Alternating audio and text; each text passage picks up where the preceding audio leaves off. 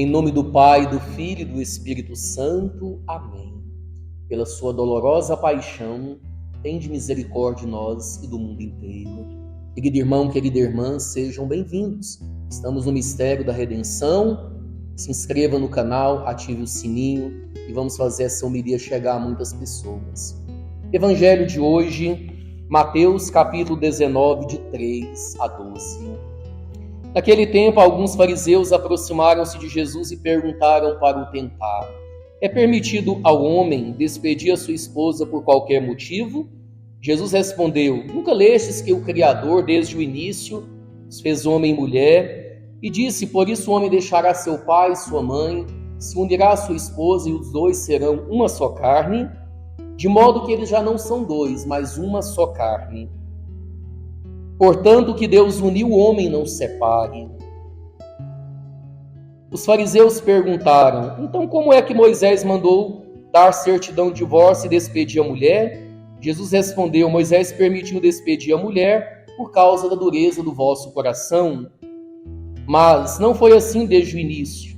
Por isso eu vos digo, quem despedir a sua mulher, a não ser em caso de união ilegítima, e se casar com outra, comete adultério. Os discípulos disseram a Jesus: se a situação do homem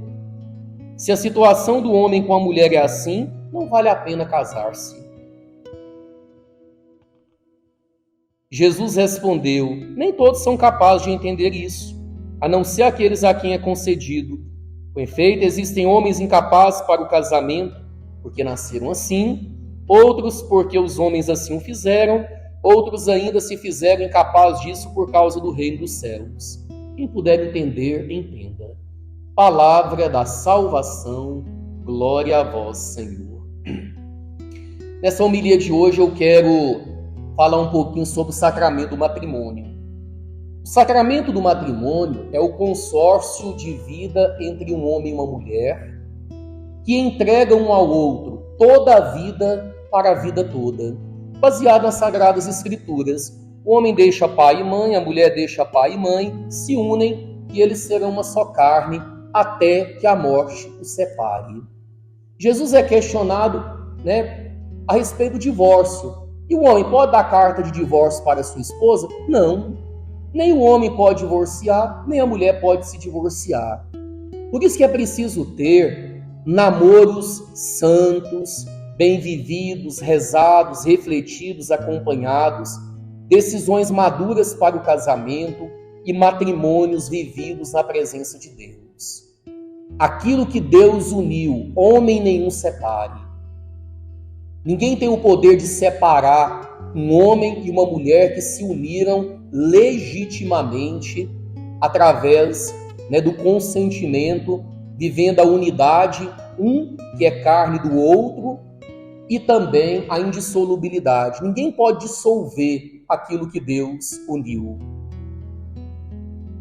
É interessante que, se você percebe uma coisa que às vezes gera muita inquietação, Jesus fala: só é permitido no caso de união ilegítima.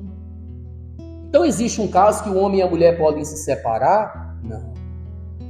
União ilegítima quer dizer uniões que nunca deveriam ter existido. Por exemplo, incesto. Quando o evangelho começou a ser anunciado, a ser pregado, foi chegando a muitos lugares onde haviam uniões incestuosas. E essas uniões incestuosas são uniões que nunca deveriam ter acontecido. Assim, se existe, onde o evangelho foi pregado, onde ele foi chegando, uniões ilegítimas, ali deveria haver a separação, porque na verdade aquele matrimônio nunca chegou a existir. Quando se tem um matrimônio legítimo, válido, celebrado, ele nunca deve ser atormentado pelo divórcio. O homem e a mulher, casados, pelo sacramento do matrimônio, eles têm que se santificar. Eles têm que lutar pelo seu casamento, pelo seu matrimônio, pela sua família. E que ninguém venha a separar aquilo que é santo, aquilo que Deus uniu, aquilo que Deus abençoou, aquele homem, aquela mulher unidos na santidade do matrimônio. Hoje é muito fácil, ouvir pessoas dizendo: se não der certo, separa, se não der certo, a gente acaba com isso. Isso não é ideia de um católico, isso não é ideia de um cristão, isso não é ideia que deve estar no coração de uma pessoa que luta pela santidade. Casamento tem cruz, casamento tem sofrimento, tem renúncia, tem abnegação, tem que morrer para si mesmo para poder conviver com o outro. Vocação matrimonial não é brincadeira, não é fácil. Por isso um casal precisa edificar a sua família, o seu casamento na rocha que é Cristo, nos ensinamentos da igreja, nos ensinamentos do evangelho, educar sua família na igreja, na Eucaristia, se confessando, comungando, servindo a igreja, aí a família dá certo. Agora, não jogue o que é santo aos porcos, não atire pérola aos porcos. Se o seu casamento é um casamento vivido na presença de Deus, lute por ele e não permita o diabo, o demônio, colocar a unha dele naquilo que Deus abençoou e que foi santificado pelo próprio Jesus. São José Maria, número 472 do livro Sulco, Comunhão dos Santos. Bem a experimentou aquele jovem engenheiro quando afirmava: Padre, em tal dia, a tal hora, o Senhor estava rezando por mim. Esta é e será a primeira ajuda fundamental que temos de prestar às almas, a oração, e principalmente rezar pelos casais. Deus te abençoe, em nome do Pai, do Filho e do Espírito Santo. Amém. Até amanhã.